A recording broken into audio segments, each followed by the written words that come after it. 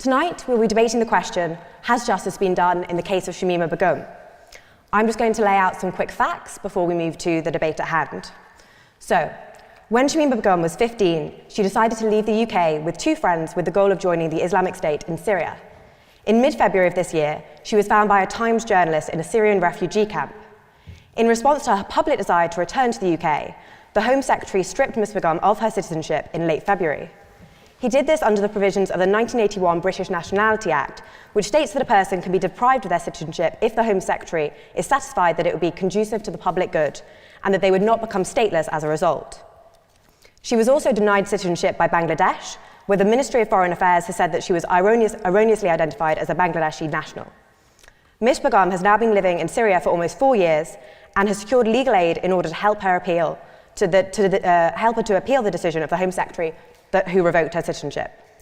Now tonight we are joined by Ms Webb, who will be speaking in favour of the motion, arguing that justice has indeed been done in the case of Shamima Begum, and Mr Akunjee will be speaking in the opposition. We will now hear initial submissions by both speakers, so I look to Ms Webb to introduce the case for the proposition.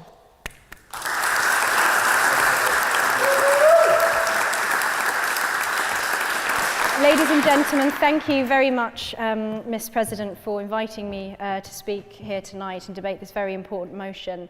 It's my first time debating here at the Union, and I'm so glad it's such an uncontroversial topic. The motion is an interesting one because it naturally wanders into the minefield of what we mean by justice, and this can lead us to focus on the minutiae at the expense of the bigger picture to try and make sense of it all. Has justice been done? I take this to mean, has the Home Secretary made the right decision morally and legally to strip Miss Begum of her citizenship? And I agree with Mr Akunjee on many things, and I'm not deaf to his argument. I know that she was 15 at the time she chose to travel, that there were safeguarding failures that could have stopped her from going. I know that she is a mother who's lost 3 children, and I also agree that it is not ideal to play hot potato with people's citizenship, and that it is cause for us to look at why she would want to leave modern Britain to join a barbaric proto-state like the Islamic State. But, ladies and gentlemen, what I often hear in response and opposition to this motion is reductio ad absurdum, squinting at the law and trying to pass the blame. The law is a tool that we use to achieve justice, but they're not. The law and justice is not the same thing. There is a higher moral arbiter of justice that is more than just the black letter of the law. In fact, pernickety legalism can often be the enemy of justice and can be used to evade it. As Tocqueville said, absolute excellence is rarely to be found in any legislation. So let's not reduce things down. Whether or not justice has been done is a question of whether or not the Home Secretary was right to revoke Miss Begum's citizenship under the circumstances and options before us. You are no doubt familiar with the atrocities committed by Islamic State against the people, the citizens of Iraq and Syria, against the Shia, the Sunni, the Christian and Yazidi populations, and the destruction of the diversity of cultures that has existed side by side for hundreds of years in those countries. But to jog your memory a little, I want to take you back to the events of 2014. Just before Miss Begum decided to leave the country in early 2015. On the 3rd of August 2014, there were 400,000 Yazidis living in Sinjar city. An Islamic State believed that the Yazidis are pagan devil worshippers. On the 3rd of August, they attacked Sinjar city, they murdered and raped the people of that city and sent many of them fleeing up into the mountain on Mount Sinjar, where many of them died from starvation and from thirst or from their injuries. And according to some reports, the vast majority of those people were under the age of 15. The UN Independent International Commission inquiry found that it constituted genocide. And according to some human rights organisations, between 2,500 and 5,000 were killed. Over 6,000 were kidnapped. Other estimates suggest almost 10,000 were kidnapped and murdered in just the few days in that August attack. That is 2.5% of the Yazidi population, beheaded, burned and shot. UN figures suggest that 7,000 were forced into sex slavery, many of those young girls and minors. One man told of how his brother, sister, and 56 of his family are still missing. And I'm going to read you a quote because I think that it's important that you hear it from his mouth. He said, "Daesh separated the elderly from everyone else and had buried them alive in a large pit. The little children who refused to separate from their families were buried along with them. Their women were sold on the Sabaya market, which is on the Telegram app. They were sold in warehouses. Disabled girls were sold for pittance. They were passed around like gifts between fighters and as rewards for Quran recitation competitions. They were raped in front of their children, and their children were forced to do dangerous work, preparing explosives that could have exploded in their faces. And I'm talking about 5-year-old children. 19 Yazidi women were burned alive in Mosul for refusing to have sex with the fighters. And it's not just the Yazidis, but also in June 2014, there was an enormous massacre at a camp in Tikrit where 4,000 unarmed Iraqi cadets were stationed, rounded up, put onto trucks, and shot in mass graves in what can only be described as scenes reminiscent of the Holocaust. The Shia and non-Muslims were separated from the Sunnis, and at least 1,566 were murdered. This is systematic ethnic cleansing. Earlier this month, the Archbishop of Erbil came to Civitas, my think tank, to talk about what had happened to the Christians in Iraq. In 2015, there were 1.5 million Christians in Iraq, 6% of the entire population. Today, there are less than 250,000, and that's probably a generous estimate. They crucify people, they put their heads on spikes, they burn them alive, and they drown them in cages. And in the months leading up to Begum's decision to travel, some of the most famous instances of their barbarity were all across our news cycle. In August, the decapitation of James Foley. In September, David Haynes. October, Alan Henning. November, Peter Kassig, the US aid worker. This is what Begum saw. And this is what she saw when she chose to join the group. And she said herself in her interviews that she knew what she was doing, she knew what she was getting herself into, and it was when she got there what she expected, and she said that she enjoyed herself. I ask you, ladies and gentlemen, what do you think it was that she enjoyed so much? Was it sewing the suicide vests onto people so that they couldn't get out, which is something that one source has suggested that she did? Or was it receiving military and religious training from IS? Did she enjoy being in the Hizbah unit, the morality police, in the all-female Al-Kanza brigade, as some sources on the ground have also suggested? I wonder what she thinks about the fact that that brigade used a giant medieval pincer torture device to bite a 10-year-old Iraqi girl to death for leaving her house, or when a woman in the brigade, when the brigade killed a woman in Raqqa for breastfeeding in public. Perhaps she enjoyed carrying guns and enforcing strict Sharia law. The people in Mosul always paid their electricity bills on time because they were afraid of having their hands cut off if they didn't. And that's the sort of thing that the Al-Kanza Brigade did to the people of Iraq and Syria. An activist in Deir ez-Zor, where Begum lived, said that she was known well to them, that she had a reputation for ordering imprisonment and the lashing of women, and in Raqqa that she carried a gun and was particularly strict. And there was an incident in Al-Amasi Street in Raqqa where she shouted at a woman for wearing brightly coloured trainers. Now, I don't know what happened to that woman in brightly coloured trainers, but I do know that women who violated the dress code were often burned alive. Other sources suggested that maybe she sent messages to European girls trying to recruit them, as one to a girl in Austria in 2015, where she had said to them that the bad things that you hear about Islamic State are fake, and that you have everything that you want here, and we can hook you up with a good-looking husband. This isn't a gap year, ladies and gentlemen. And you have to ask yourself, why does she want to come back now? She admitted in the interviews that she did that she and her husband had opportunities to come back. As Mr. Akunjee knows very well, she didn't want to come home.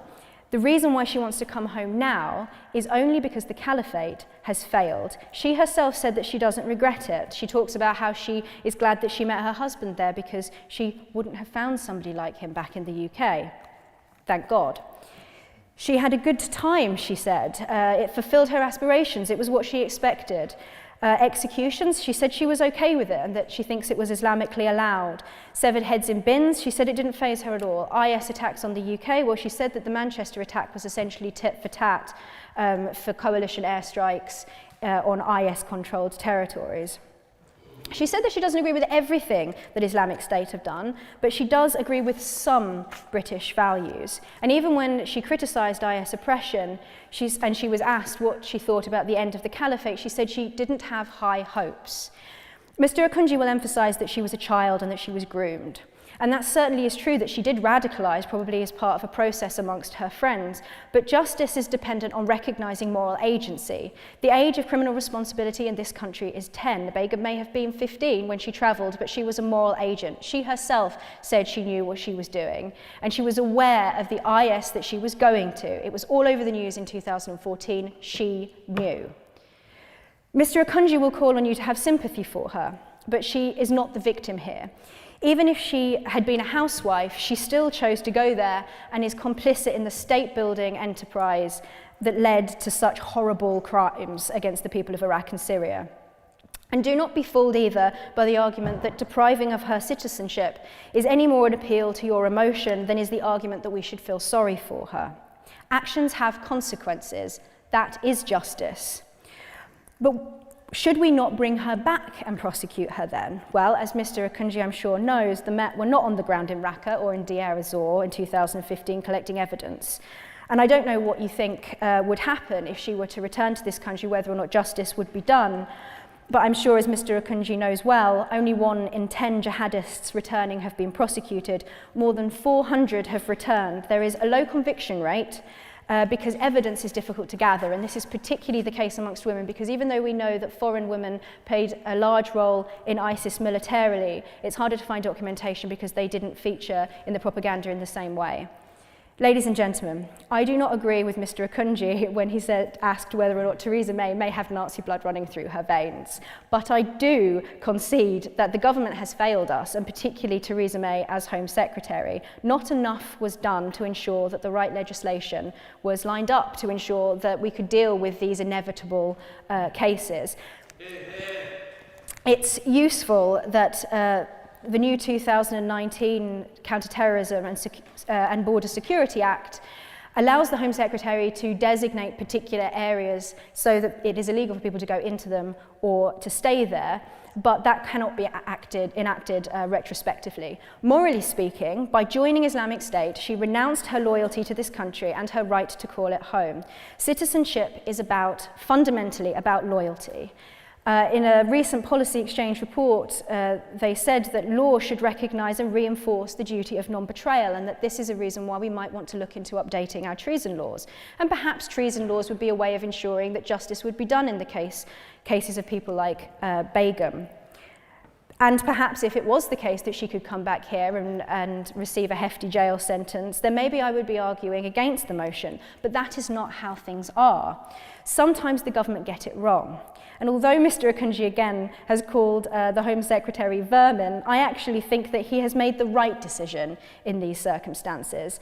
It is his duty first and foremost to make decisions that protect the British people and are in their best interests. And he has fulfilled that duty. And if he hadn't, and if something had gone wrong, if she had returned, people would have been asking why he hadn't used his legal powers in order to protect us. And finally, I want to draw your attention to one more thing.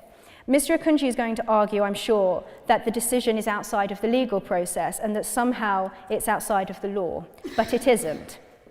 That is precisely why it was possible for him to pass her case on to the human rights lawyer Gareth Pearce, who is taking it to the Special Immigration Appeals Commission. That shows that not only was the decision at the time, and I'm sure that we will argue about this more later, at the time it was perfectly legal for him to strip her of her citizenship when it wasn't going to make her stateless. It may be the case that Bangladesh have unlawfully denied her legal entitlement to citizenship there, but that will go to the appeals court and it will all happen within the process of the law, and it isn't something that is taking place outside of it. So I would say that it is not for this House or for Mr. Akunjee to say that the Home Secretary was wrong in making this decision. He had access to far more intelligence than we can consider tonight and far superior legal advice.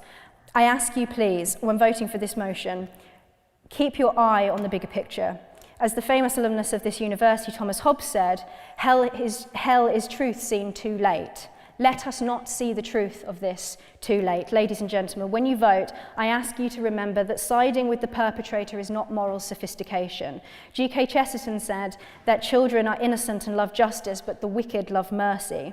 Mercy perverted is not mercy, it is a vice. The case is clearly not over, but the Home Secretary's decision was morally and legally right in the circumstances, so I urge you, please vote for this motion.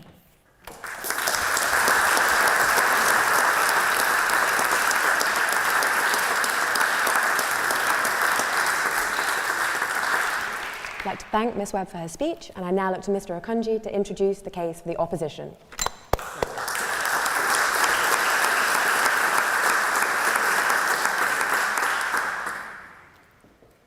I did have a slightly different beginning, but I see that Miss Webb decides to play the man and not the ball.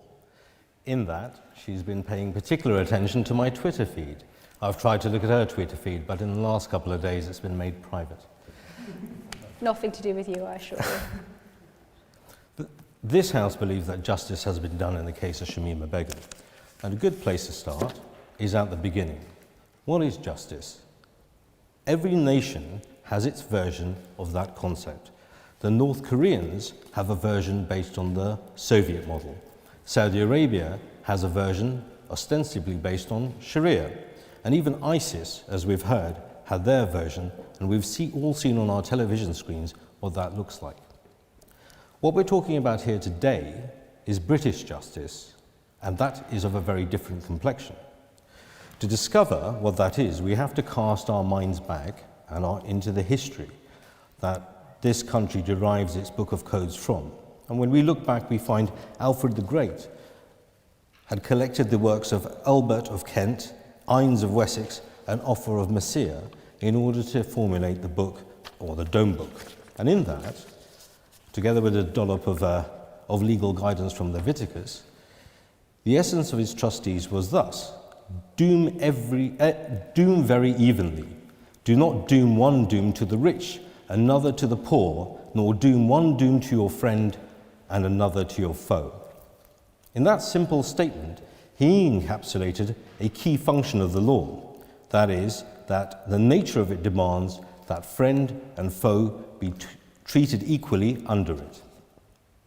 In those times, the king was the law and not subject to it. Society, however, evolved, and in 1215 we arrived at a rethinking of the proposition. And this was the Magna Carta, drafted by an Archbishop of Canterbury and signed into force by King John of England. The essential clauses there were that no freeman shall be taken or imprisoned, or be disised of his freehold or liberties or free customs, or be outlawed or exiled, or in other way destroyed, nor will we pass upon him nor condemn him by lawful judgment of his peers, except by lawful judgment of his peers, or by the law of the land. We will not deny or defer to any man either justice or right. This document enshrined that all men by right were equal under the law, including the king, the executive, and that they had the right to a fair trial. It also necessitated the need for an independent judiciary to decide matters of right. Marching forward with this new system, new in the 12th century, with this idea of independent arbiters, we move into the modern age, where we ask the question, what factors does a decision maker have to use when making their decision?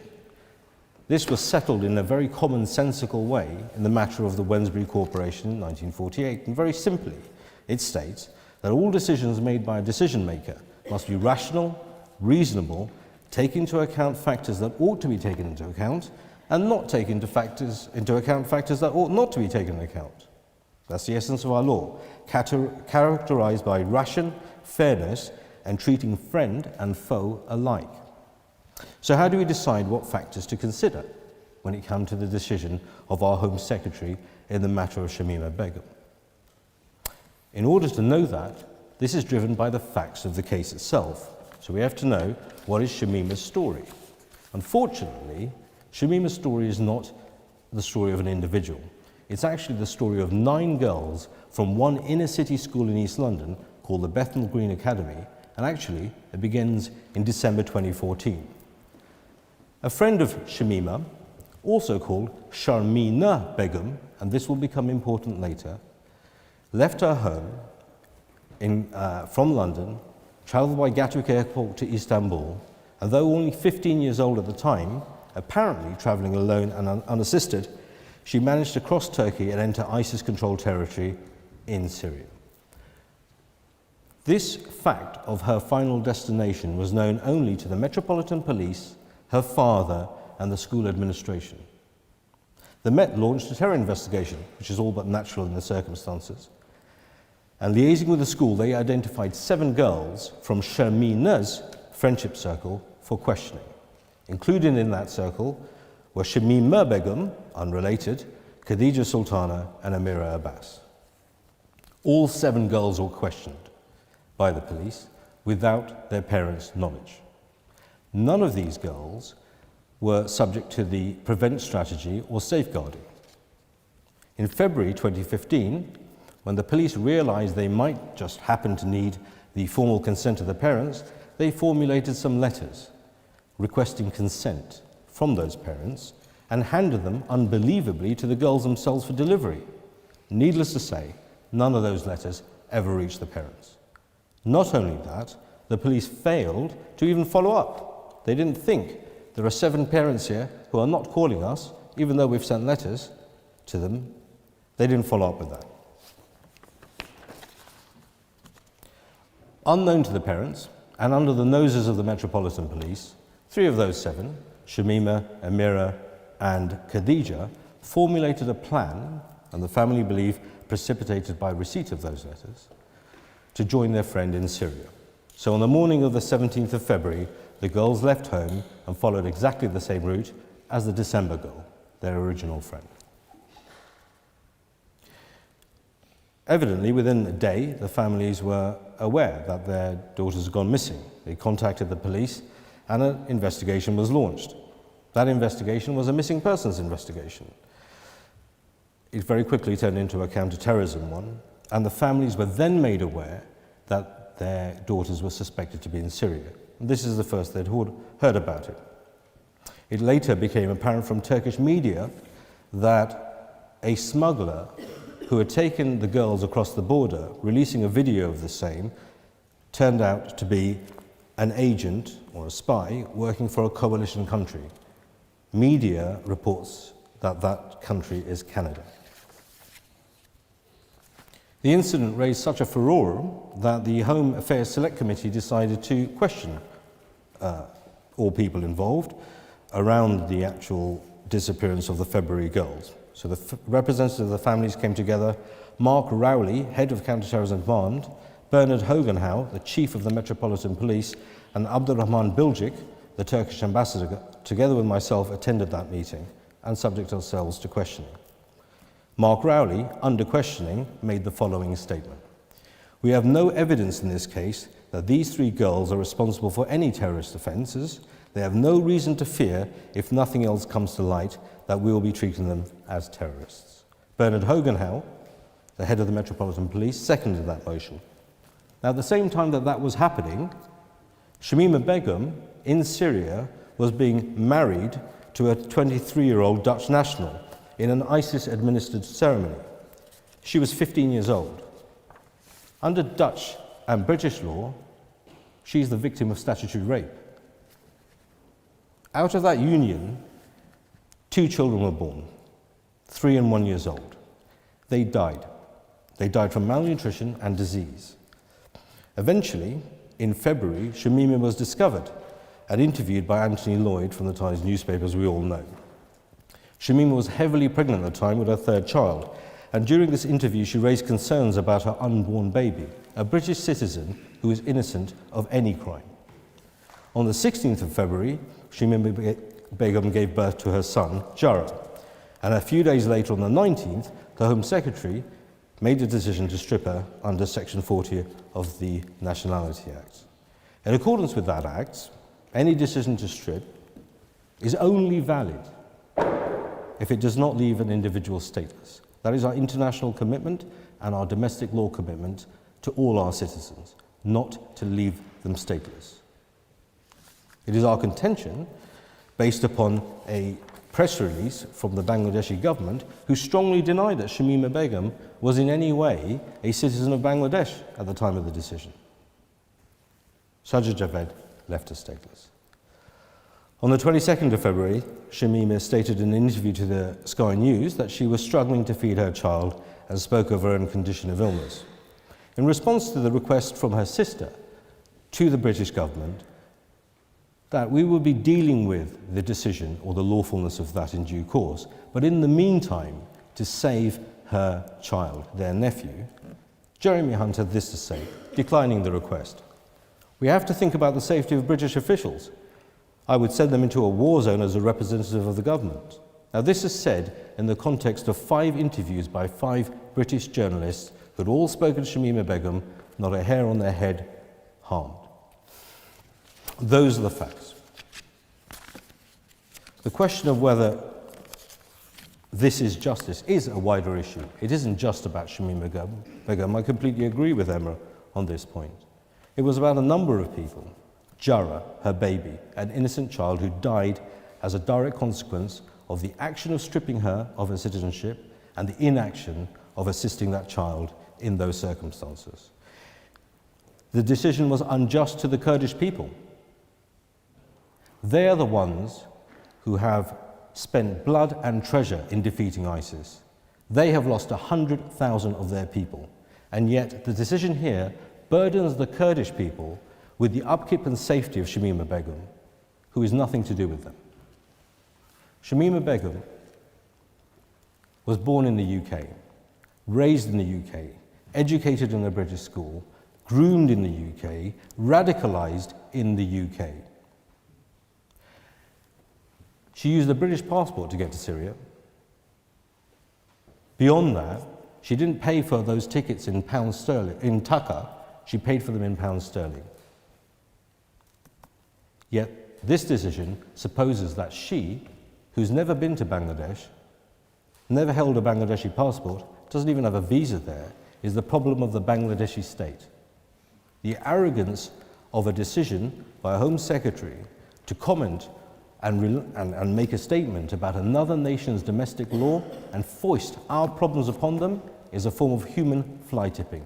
It's taking a very British problem and illegally dumping it on our innocent neighbours, de facto and de jure.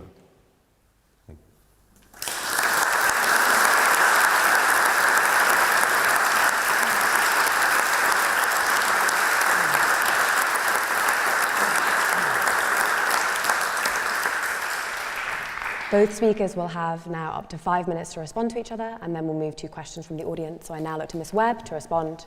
Thank you.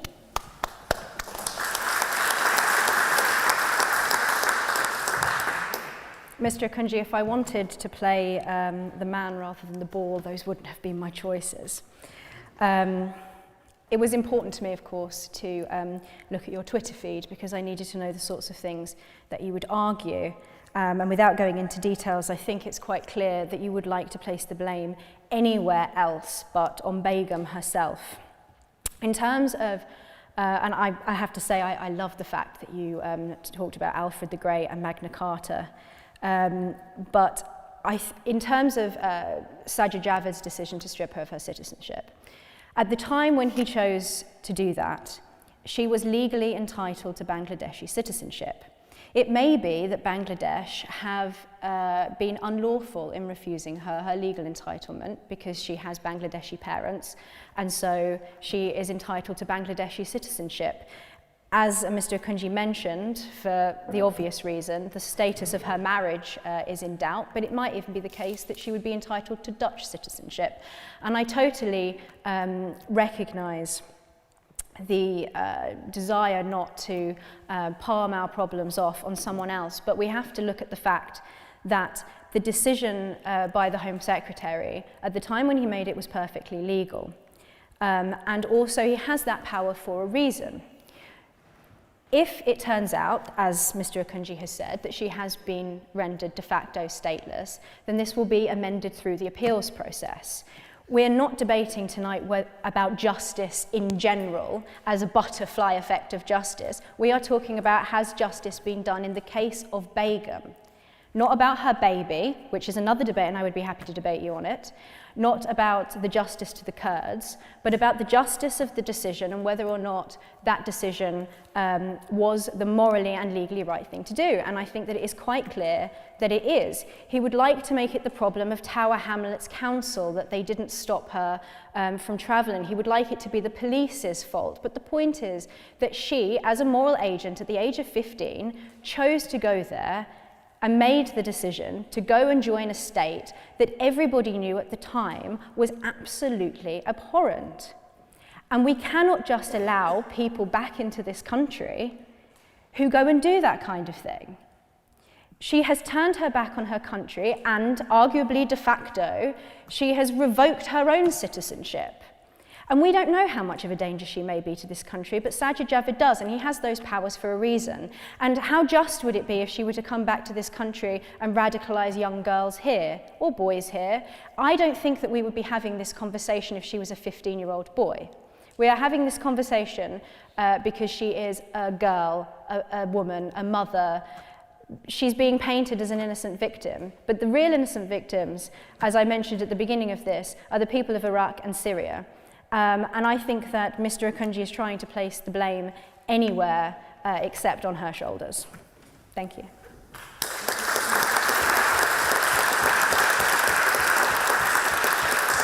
I now look to Mr. Akunjee to respond to that.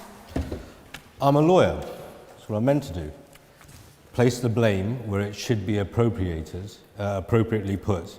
And yes, no one here is asking for sympathy for Shamima Begum's decision. Not asking for that. Her family are not asking for that. What we've been asking for is that justice is done. Emma has spoken about reports about Shamima Begum sewing suicide vests and being part of the Hizb police. Now, the idea that somebody, a young 15-year-old girl who doesn't speak Arabic, goes out into Syria with a Kalashnikov and lays out the Sharia law in Arabic to Arabic speakers is a bit of a joke. And the reason why that's an important position is because Emma's raised this as if it's evidence, and it is far from that. There are two girls, Shamima Begum and Shamima Begum, both of Bengali heritage, both from East London, both travelling around about the same time, both from the BGA Academy, and unfortunately having phonetically similar names, in a country where women wear full niqabs. To levy evidence or intelligence against one or the other, you must be clear and precise about who has committed these actions. The individuals, plural, who have made these accusations have themselves stated that it may not be even evidence that would stand up in court. It could be old wives nattering in their hairdressers, otherwise known as hearsay, or it could be just somebody making things up. And that's the point. The reason we have trials and we have the testing of evidence is to make sure that we appropriate exactly what evidence we have and apportion it to the person that is actually guilty of the accusation. So Emma's point is an argument for a trial, not against it. And a trial needs to happen here. It needs to happen in the UK, where we have a degree of competency around how we collect evidence, what is classed as evidence, and how we levy evidence. The argument about Shamima Begum being a threat to the UK, well, that is interesting. And the reason I say that is because we have a police force that started in the 1750s. We have a special branch who particularly dealt with terrorists and threats from states like Russia, the Nazis, the Irish terrorists, and Islamic terrorists for decades, even more than a century. We have an MI5 and an MI6 security force that has its inception in 1909. We have one of the most mature security apparatus there is. We've had 400 returnees, some of them men who fought in Syria. They've been assessed by Home Secretary's words as having a majority of them being of low risk, meaning that some of them are actually of high risk, or more than low risk to be more accurate. They are back in the UK.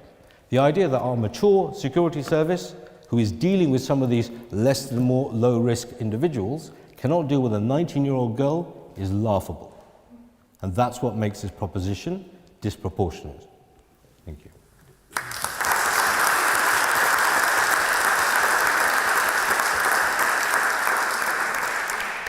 So in a second, we're going to move to audience questions, but first, would either speaker like to pose a question to the other speaker, who will then have a right of response? Yeah, absolutely. My question is around what you were saying about prevent.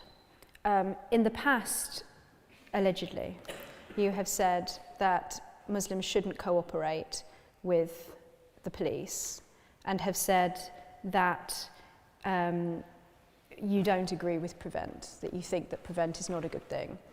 How can you therefore attack the police or Tower Hamlets Council whilst also saying that, you know, they should have fulfilled their safeguarding duties to keep her here, but also at the same time undermining it? Mr. Akunjee would like to respond? Yeah, sure. Prevent is a policy. Now, in terms of safeguarding, that wasn't invented when prevent was invented. Safeguarding has been a duty of all our councils since day dot. The issue I have with Tower Hamlets Council is not that they failed to safeguard the girls themselves. That is understandable in the first girl, Shamima Begum. Nobody knew she was going. But when counterterrorism police are looking at a specific set of girls, in the context where their friend has been radicalized and managed to escape to Syria, then certainly, at the very least, the minimum that should have happened is that these girls' families should have been told their friends managed to escape to Syria. Maybe you want to think about taking their passports away. Maybe you want to keep an eye on them. In fact, the first girl's father, Mr. Uddin, specifically told the police and the school to keep an eye on those three girls, Shamima Begum, Khadija Sultana, and Amira Abbas, because they were so close. So when you have a police force, apparently, the counterterrorism police, looking into this issue, you have the school looking into this issue, why were the families specifically cut out of that decision-making process? That is a failure. In terms of the prevent strategy and my criticism of it, yeah, certainly I have criticisms of prevent, but not so much contest. They're both part of the government's overall strategy for de-radicalisation.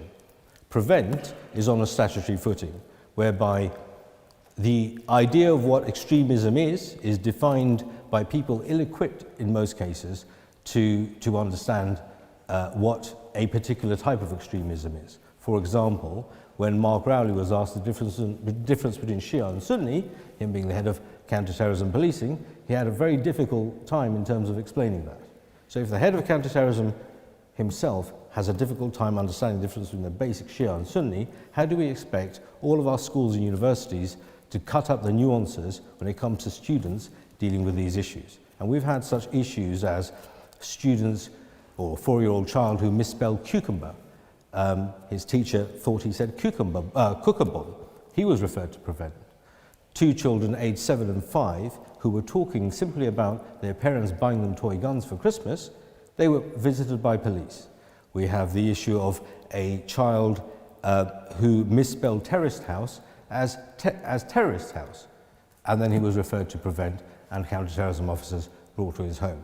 It seems, to my mind, that in terms of what we see with prevent, it's more a tool used against dyslexia than it is against people who represent any sort of threat. But, yeah.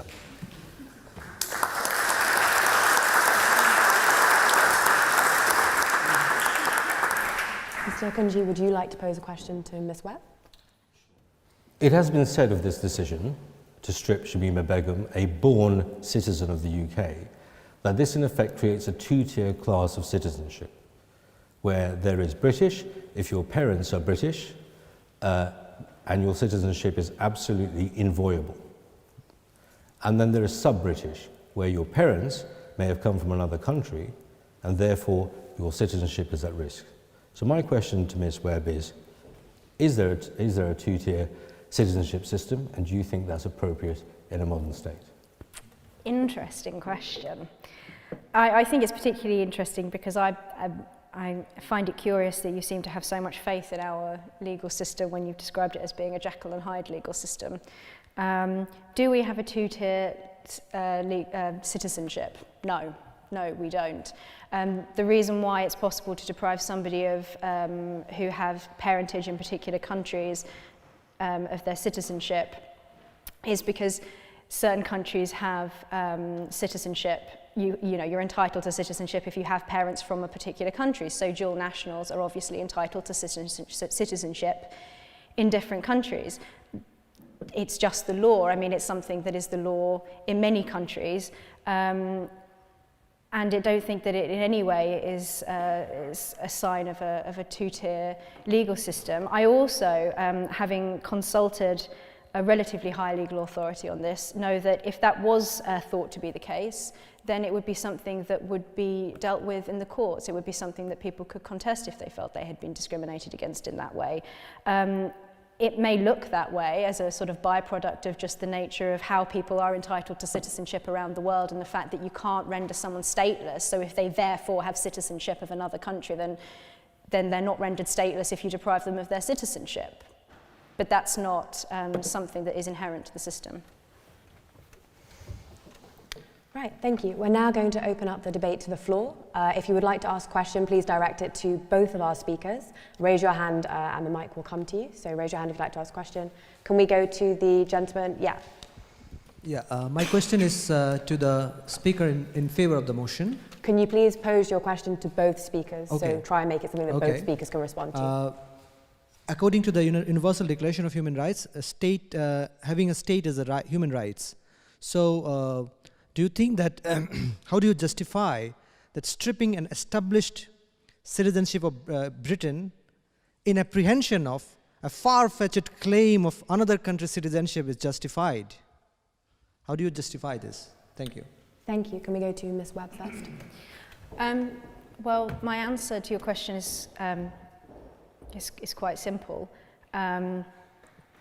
It's because if you're entitled to citizenship in another country, then you can be deprived of your citizenship at, say, in the UK. If it is found when she goes to appeal, as she is going to, she has legal aid to do that. If it's found that she's been de facto rendered stateless, then that will be something that is addressed, because it is illegal to make her stateless, but that isn't what has happened in this decision. Mr. Akunjee, would you like to respond? Yes. Well, I'll suggest this. If you have a dual national who's French and British, and the French get in there quickly enough and they strip the national of their French citizenship, despite that person having lived in France all their lives and maybe only just having touched in Britain shortly, how would anyone here respond to that sort of a position? Having people from abroad foisted on you on a technicality of law, a sleight of hand. This is not honourable. This is not politics.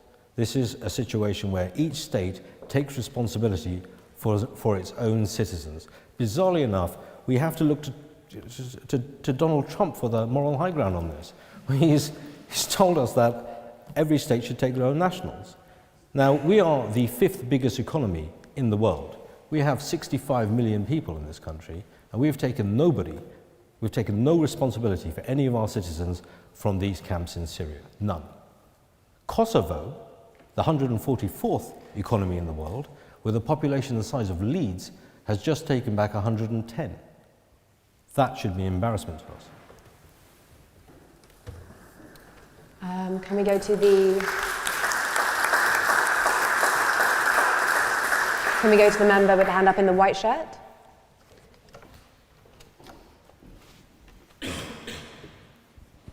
Good evening. Thank you for being here. I was wondering, do you believe that humans are inherently born with a moral compass? Because if not, and if it is nurtured through their environment, then that is a possible explanation why a 15-year-old who presumably has some access to the news cycle may still be drawn to join or drawn towards joining ISIS. Can we look to Mr. Akunjee to answer that one first, please? Yeah, it's a difficult question. I think one of the best studies done, direct evidence studies done around this, is entitled The Edge of Violence, when looking at factors around why people go in and have joined the ISIS narrative. And the only explanation that's there, when you factor in for various variables, is just if somebody's friends has gone or not. It's not limited to class or economic background or intelligence necessarily. If we look at what happened here in this case, you have 4 girls who went and joined ISIS, and then you have another 5 who are made wards of court for fear that they would do the same. That is 9 girls from one school in East London. Now, they weren't remarkable, particularly compared to the rest of their classmates, and they weren't remarkable comparably to all the other tens of thousands of children in the schools in that area. They were of a piece. But these girls were affected particularly because of the experience of the first girl. And that's where the safeguarding issues really come in, is when you have an indication that someone's gone, you need to pour resources around that and put the hackles up to make sure that the people around them aren't also similarly sensitized to that situation. I think that's the only answer we're going to get, unless we have a trial around this, where evidence is brought and evidence is heard. Thank you. Can we now look to Ms. Webb to answer the question? I think that's a very interesting question. It's an issue, I suppose you're asking really about, it's a question of determinism. People are influenced by the things that surround them. That's how the radicalization process happens. It drags somebody from point A to point B, and during that travel they don't necessarily notice that they have moved from one position to another. And people are influenced by the things that are around them. I do believe that people are born with an inherent moral compass. And if you don't believe that, then you can't hold people morally accountable, which means that you have to say that people were just influenced by this and they were influenced by that and they were just tossed on the tides of the things that happened around them, and that you can't then hold them morally responsible for what they've done. It's true, people are radicalized. I mean, the famous Milgram study and the question of how people become Nazis, how do people become Islamic State? But they're still morally responsible for their actions, and to have an ordered society, we have to hold them accountable for those actions. And so I think that actually, again, what this boils down to is, where are we going to point the finger of blame? And it has to be at the person who has made the decisions to do those things, regardless of what was around them influencing them. They have free will and the ability to choose otherwise. Can I go to the hand in the front row? Just wait till the mic comes to you.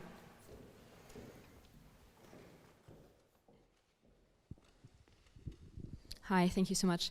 There seem to be some contradictory statements on whether we think that the police is competent or not. Does the police struggle with the issue of radicalization, and would admitting Shamima back into the country be an extra strain? Or is it competent enough to face radicalization and maybe further radicalization with the re-entrance of Shamima, and were maybe the terrorist attacks we have witnessed just one event that should have been prevented and could have been prevented and won't happen again? Thank you. Can we go to Ms. Webb first to respond? Yes, I mean, I think it's a brilliant question. Again, I think it is quite confusing. Mr. Akunjee seems to think the police were too incompetent to stop her from going out there, but perfectly competent to deal with her if she comes back. The police have been incredibly competent in trying to stop terror attacks, but as we've seen, not entirely, and that's why powers like this exist within our law for the Home Secretary to make decisions like this, is because we cannot let dangerous people flood back in. It's just not safe to do so, and there's a reason why that power exists, and it exists within the law, hence why there is a possibility of an appeals process. I think that, the police are competent, but we shouldn't unnecessarily swamp them and just assume that they can deal with it. We shouldn't be allowing people to come back in who are a danger to our national security when we have the powers to stop them. And if the Home Secretary lets people in who are a danger to our country, people will then be pointing the finger at him when they commit an atrocity here or radicalise more people here. And it is a case of, how we choose to deal with the situation. And I think that given the circumstances, given the fact that if she comes back here, the likelihood is we won't have evidence sufficient to prosecute her properly, that it was entirely the right decision to keep her out and not to unnecessarily burden our police with watching her around the clock. Mr. Akunjee? The question is, what's she done? What has Shamima Begum actually done? We know that she went and joined a terrorist organisation at the age of 15, and for that there may be criminal sanction. But what has she done when she's out there? Are we going to sit here and put the entire ills of ISIS and what they've done to everyone else and put that collective punishment all on the burden of one 19-year-old woman? I know we feel like doing that. I know that we have had attacks in this country where the population feel that there hasn't been sufficient recourse. It's a similar situation to the Second World War when we tried Lord Haw for his crimes.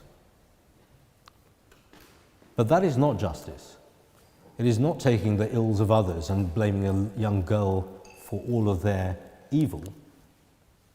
We should have her back so that we can examine what she did and punish her if necessary for what she did, so that we are not denied the knowledge of how does a bunch of young girls get radicalized from the UK and make it all the way to ISIS. We've been denied that opportunity to learn that lesson. Our Home Secretary seems to want to deny that opportunity to save the rest of our 15 and 16-year-old girls from that potential eventuality. And she has been denied the justice of actually being accused of an actual crime, because at the moment she doesn't have a parking ticket to her name, and that is a joke. The issue here is that how can we strip Shamima Begum of her citizenship with the result of her being in a refugee camp with not adequate food, shelter, clothing, her child dying out of it. The result of that is that if you have the Beatles, for example, who are clearly a different category of fish to Shamima Begum, if you strip their citizenship, then the punishment for both is exactly the same. And that cannot be right either.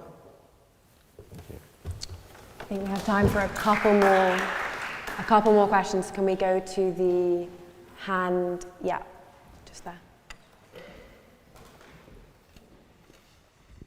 Hello. I've worked for the Met Police for 15 years in the Child Protection Unit, and I've dealt with lots of grooming cases. My concern is that the cases I've dealt with, our victims have always been victims, and in terms of this person who's been groomed, she's been seen out by organisations like HJS and Civitas. The Islamophobia industry, I call them, have actually been blamed for her circumstances. And it's the wider message that this sends back to the communities, the minority communities within this country, that they are they are not citizens, first-class citizens. And it's that colonial mindset. So my question is, ultimately, how do you resolve the conflicts which are going on with the world without justice and fairness, and treating Shamima as you would treat any other citizen within this country? Thank you. Mr. Akunjee, can we go to you first?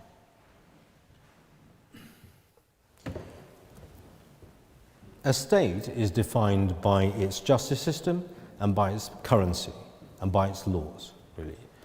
If we don't apply the laws correctly, then we are a failed state. If we are arbitrary in our nature, if we throw out punishments willy-nilly, we don't have a moral high ground. Our allies don't know how to look at us, and our enemies don't know what we're going to do in terms of a capriciousness. If we are a state, we must stand for values, really, and those values are, in the case of citizens, that we take responsibility for our own, for the actions visited by our citizens on other people. The Kurdish state is not a state. They're a ragtag bunch of rebels who are fighting on many fronts. ISIS on one side, the Syrian regime on another, and they don't have a justice system where they are. So which justice system will deal fairly with this problem? Do we trust the Syrian regime, who we say are butchers of their own people, how this entire process started in the first place, who themselves have killed any number of our citizens who've gone out there to help as doctors? Do we trust the Turkish regime over there to deal with Shamima Begum, and if so, why? On what basis? The law that she may have broken there is simply, frankly, a breach of her visa provisions. Do we trust the Kurds, who have no ability and no infrastructure to effect any sort of justice in that situation? The idea that we can have intelligence suggesting that Shamima Begum was involved in sewing vests, being part of the morality police, that we can have that intelligence, but we can't have evidence for a trial, is a nonsense. Where is that intelligence coming from? Why is it not good enough to be evidence for her to face a trial? You can't have your cake and eat it. Either we have information or we don't. Either it reaches the quality of evidence or it doesn't. In this country, justice is bringing evidence against somebody, proving an accusation against them in front of a member of 12 of their peers. And out of that flows justice. Anything other than that, well, that's before the Magna Carta.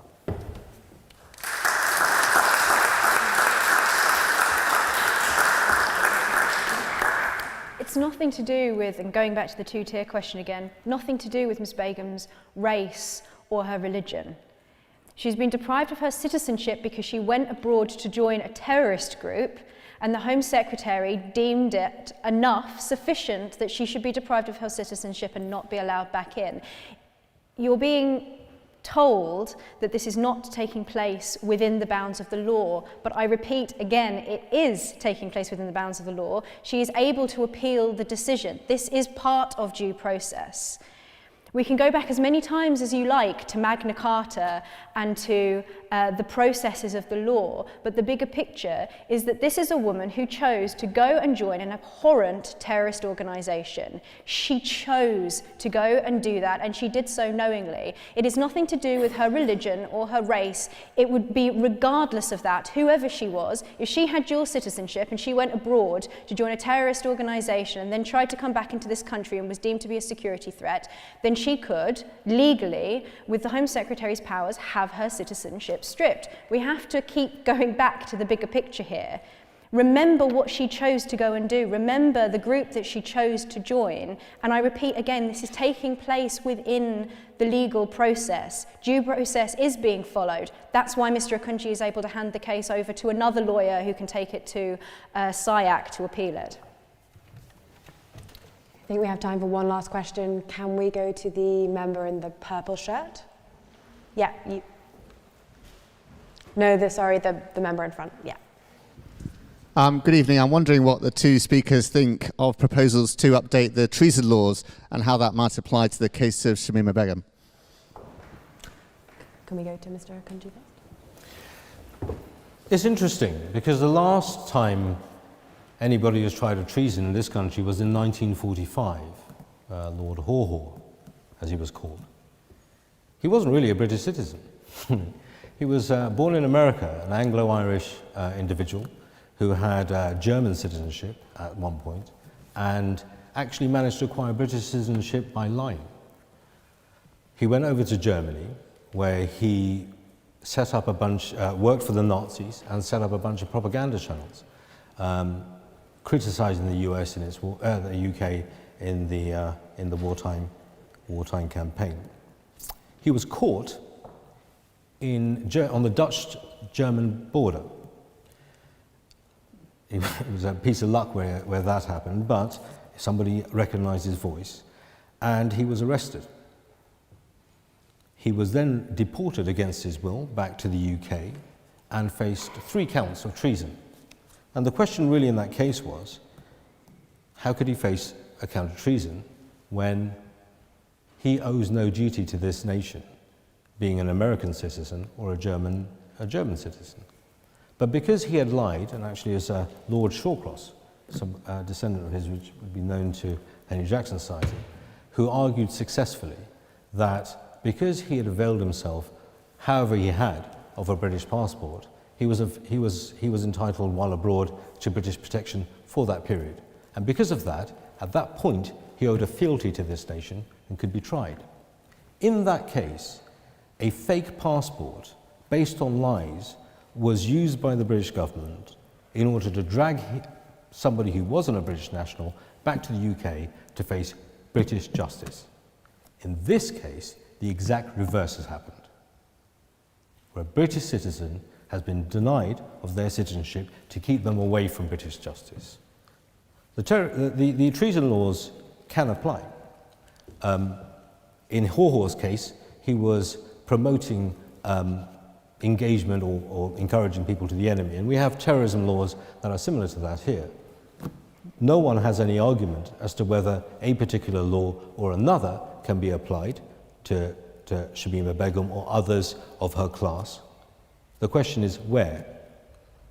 It would have to be in a British court in front of a jury of their peers in any event. You have Guy Fawkes, who, if ever there was somebody who was committing treason, it's him. He was indicted. He had a trial. He was found guilty and he was prosecuted. That's all that's being asked for here. Look to Ms. Webb. The treason law question is an interesting one. Just to give you some background, Policy Exchange, the think tank in Westminster, recently did a paper proposing the details of how we might be able to update our treason laws so that it can be applied to people who, I think, for example, leak intelligence or act against the interests of this country, and terrorists would fall within that category. And earlier this month, the Home Secretary announced that they were consulting on whether or not they should update the treason laws.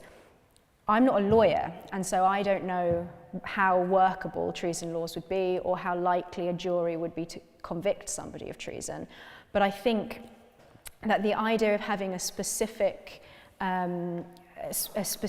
crime that recognises the wrongfulness of betrayal against your country and exactly how that is harmful and undermines the social fabric of our nation would be a way of ensuring that people who go to join these terrorist groups and people who fall into other categories that would be subsumed within the treason law, that would be a way of ensuring that people could be prosecuted for their betrayal of this country.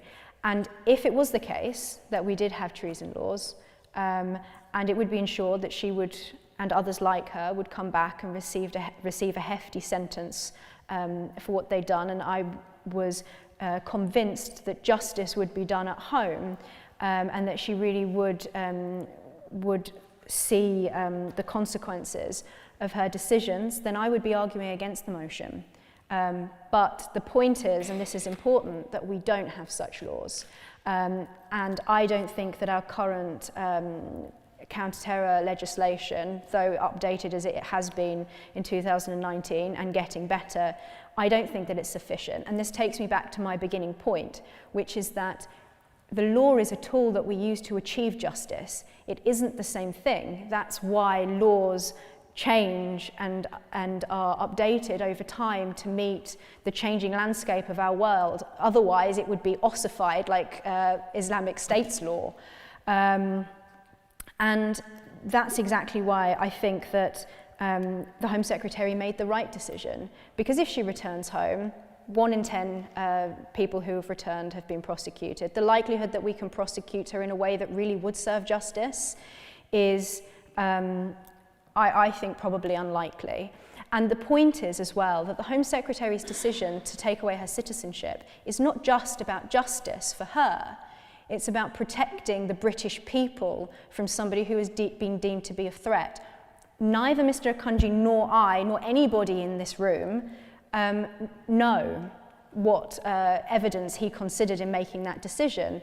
But you can be assured that he had evidence that we don't have and the top legal advice. And if he was wrong, it will go to the Court of Appeal and it will be turned back because it is taking place within our legal system. So that is why I would urge you to vote for the motion that justice has been done.